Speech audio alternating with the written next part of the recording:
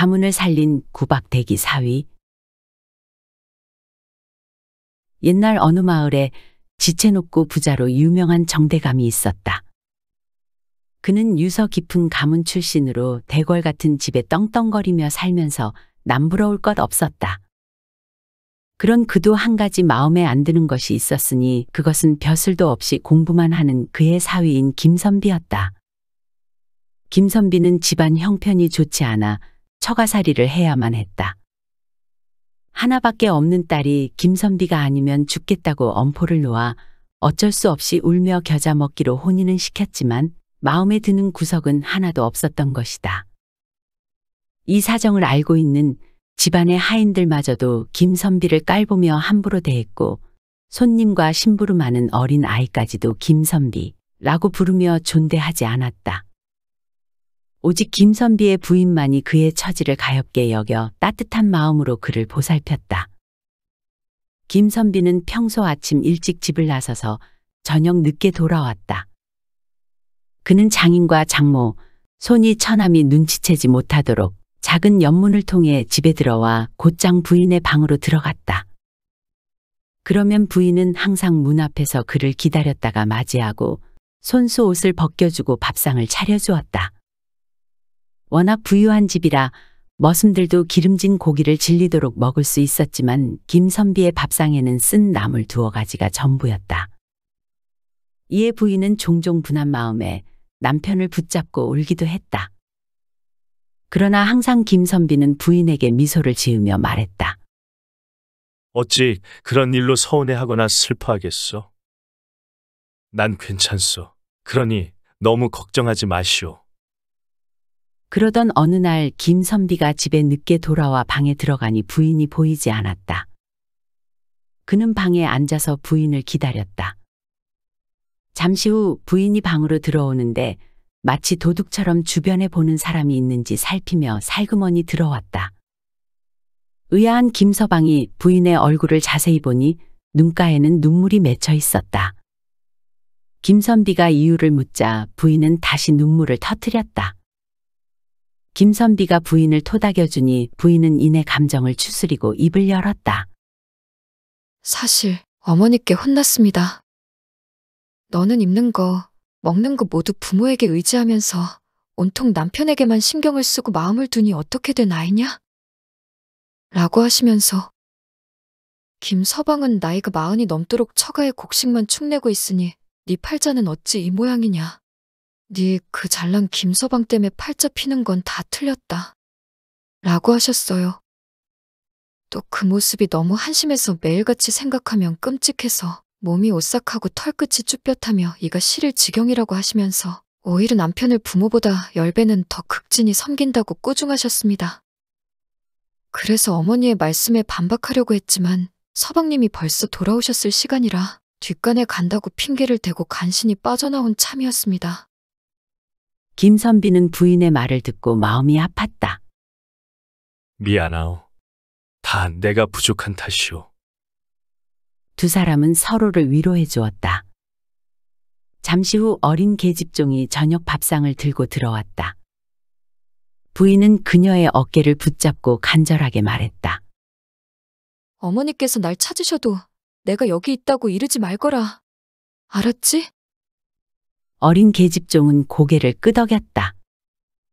김선비는 밥을 먹으려고 수저를 들었다. 그런데 평소와는 달리 밥상에 닭다리가 올라와 있는 것이었다. 이건 드시면 안 돼요. 왜 그러는 거요? 아까 수탉 한 마리를 삶았는데 고양이가 훔쳐가다가 다리 하나를 뒷간에 떨구었습니다. 그 일을 어린 종들이 말하니 그걸 당신의 밥상에 꼭 올려서 먹게 하라고 어머니가 말씀하시는 걸 들었습니다. 똥이 묻어 아무리 씻어도 더러우니 입에 대지도 마세요. 그래도 장모님이 주신 고기니 맛보지 않을 수 없네요. 라며 닭다리를 모두 먹었다. 밥상을 물린 후 김선비가 자리에서 일어나 나갈 채비를 하자 부인이 물었다. 밤이 깊어 성문도 닫힐 텐데 어디를 가시려고 하십니까? 여보, 내 말 잘 들어요. 오늘 밤 삼경의 뒷동산에 올라 대궐문 밖을 바라보시오. 분명 뭔가 싸우는 시끄러운 소리가 들릴 것이요. 만약 소란이 오래가면 몸종 하나와 함께 집을 떠나 멀리 도망을 가시오. 암튼 반드시 몸 조심하시오. 그렇게 이해할 수 없는 말을 남기고 김선비는 서둘러 밖으로 나갔다. 부인은 잠들지 않고 그가 말한 시간을 기다렸다. 그리고 삼경을 알리는 북소리가 들리자 부인은 뒷동산 언덕으로 올라가 대궐을 내려다보았다. 하지만 사람 소리는 들리지 않고 조용하기만 해서 남편이 말한 일이 일어나지 않은 듯 싶었다. 그런데 그때 횃불을 높이 쳐든 사람들이 고함을 지르며 궐문 쪽으로 몰려가는 것이 보였다. 여기저기서 큰 소리가 나고 말들의 비명 같은 울음소리가 들렸다. 소란은 잠시 이어지다가 곧 잦아들었다. 방으로 돌아온 부인은 남편의 말대로 상황이 벌어지자 매우 의아해했다. 한편 그 시각 정대감과 그의 아들들은 모두 궐에서 당직을 서고 있었다. 아침이 되자 정대감 집 머슴 돌쇠가 정대감에게 전해줄 아침 보따리를 들고 대궐로 심부름을 가고 있었다. 그런데 갑자기 말을 탄 기병들이 나타났고 돌쇠 앞에 떡하니 멈추었다. 겁에 질린 돌쇠가 길 옆으로 살짝 지나가려고 하자 병사 하나가 그를 막아섰다. 깜짝 놀란 돌쇠가 말했다. 저는 정대감 땡머슴이요. 어찌 그러십니까? 저는 잘못한 것이 없습니다. 그러자 병사 한 명이 말했다. 내 상전이란 작자는 영모를 꾀한 무리의 우두머리다. 어찌 감히 그런 상황도 모르고 날뛰느냐? 병사는 사정없이 돌쇠를 발로 걷어찼다. 돌쇠는 다행히 목숨은 건졌지만 온몸이 피투성이가 되어 주인 집으로 돌아왔다. 그가 보고 듣고 당한 일을 알리자 집안 사람들은 크게 놀라며 반신반의했다. 대감의 부인은 말했다. 우리 집은 전하의 총애를 깊이 입으며 충직하게 잘 따랐는데 어찌 하루아침에 이런 구렁텅이에 빠질 수 있단 말이냐? 분명 무례한 사위 녀석이 반역을 꾀하다 발각됐고 국문을 당하다 고통을 견디지 못해 네 애비랑 네 오라비들을 끌어들여 우리 집의 품은 한을 풀려 했을 거다. 그리고 딸을 보며 말했다. 네 서방이 정말 대단한 일을 해냈구나. 김선비의 부인은 너무 놀라 아무 말도 하지 못하고 그저 고개만 숙이고 있었다. 잠시 후 관아에서 나온 관리들이 집에 들이닥쳐 문서를 꼼꼼히 살피고 곳간에도 들어가 하나하나 조사를 했다. 부인은 관리들에게 무슨 일인지 물었지만 그들은 아무 대답도 하지 않았다. 대감의 부인은 즉시 머슴들을 시켜 상황을 자세히 알아보도록 하니 어젯밤에 반란이 일어나서 임금을 폐위시키고 새로운 임금이 즉위했다고 하는구만요. 삼정승을 비롯한 고위 관리들이랑 대비마마까지 패하고 가뒀다고 합니다. 대감마님이랑 도련님들은 벌써 가혹한 형벌을 받고 있는데 목숨을 부지할 수 없을지도 모른다고 합니다. 관가에서 집안의 재산을 몰수하고 마님과 아씨도 처벌을 받을 텐데 이제 저는 어디로 가야 할지 모르겠습니다. 이야기를 들은 대감의 부인은 뒷목을 잡고 쓰러졌다. 그런데요, 마님, 아직 말씀드리지 못한 게 있습니다. 뭐야? 얼른 말해보아라. 아까 의금부 문틈으로 살짝 엿봤는데 죄인을 신문하는 젊은 나리 한 분이 분홍 허리띠를 하고 도리옥 관자를 달고 계셨어요. 근데 그분이 꼭 김선비를 닮았습니다.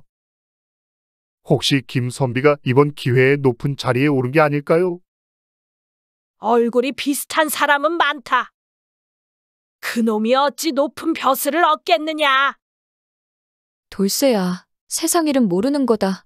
한번 다시 가서 보고 오거라. 네가 여전히 그 자를 믿고 그런 헛소리를 해대니 내 가슴이 무너진다, 무너져. 그렇게 돌쇠가 다시 의금부 앞에 다다랐을 때였다. 마침 검은 예복을 갖춰 입은 형조 사람들이 두 줄로 늘어서 큰 길에서 행인들을 통제하고 있었다.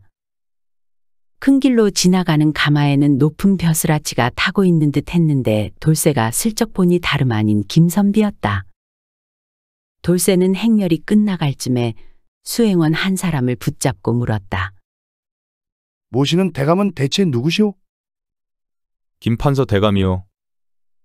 돌쇠는 그 대감의 출신지와 이름까지 듣고 불이 나게 집으로 돌아가 보고 들은 것을 상세히 전했다. 이름과 출신지를 아씨에게 말해주니 모두 정확히 일치했다. 그 말을 함께 들은 마님이 딸에게 말했다. 내가 훌륭한 사람을 몰라보고 그동안 너무 소홀히 대했구나. 미안하다. 내가 두 눈을 뽑아서라도 사죄하고 싶구나.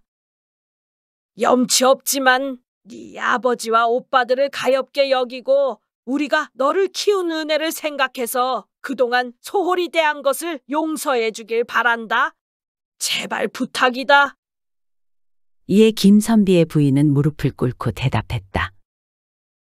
김서방이 높은 지위에 있으니 아버지와 오라버니를 반드시 구해줄 것입니다. 만약 그렇지 않다면 어머니 앞에서 제 목숨이라도 끊을 테니 걱정하지 마세요. 김선비의 부인은 즉시 붓을 들어 종이에 글을 빼곡히 써내려갔다. 저는 이제 곧 죽음을 맞이할 순간이 오고 있습니다. 그래서인지 서방님께서 그동안 겪은 고초가 더욱 애처롭게 느껴지네요. 그리고 그 한을 풀어드릴 방법이 없다는 것도 잘 알고 있어요.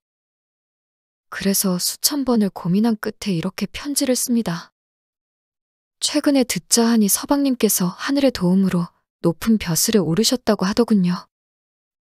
이것으로 서방님에 대한 죄스런 마음도 조금이나마 덜게 됐네요. 저는 이제 아버지와 오라버니와 운명을 같이 하기로 결심했습니다. 결국 서방님과 부부의 연을 맺었지만 이제는 서로 다른 길을 가게 되었군요. 부끄럽지만 마지막으로 소원이 있습니다. 넓고 좋은 집에 살더라도 어려웠던 시절을 잊지 마시고 비단 옷을 걸치더라도 낡은 속옷을 잊지 마시고 산의 진미를 드시더라도 소박한 밥상을 잊지 말아주세요.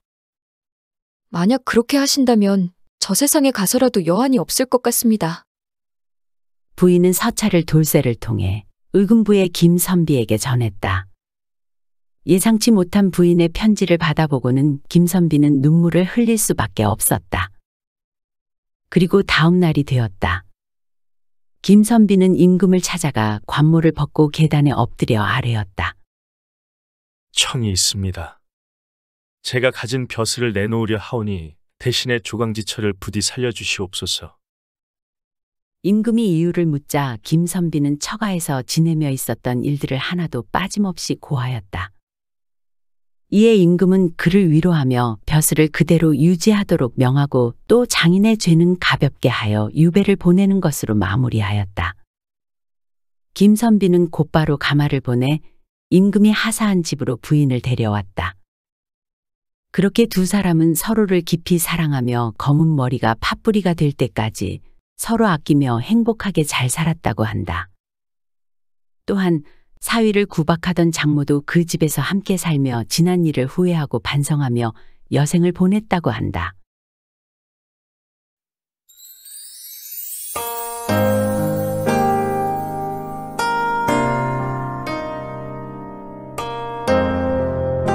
시청해주셔서 감사합니다. 좋아요를 눌러주세요. 더 재밌는 옛날 이야기로 찾아뵙겠습니다.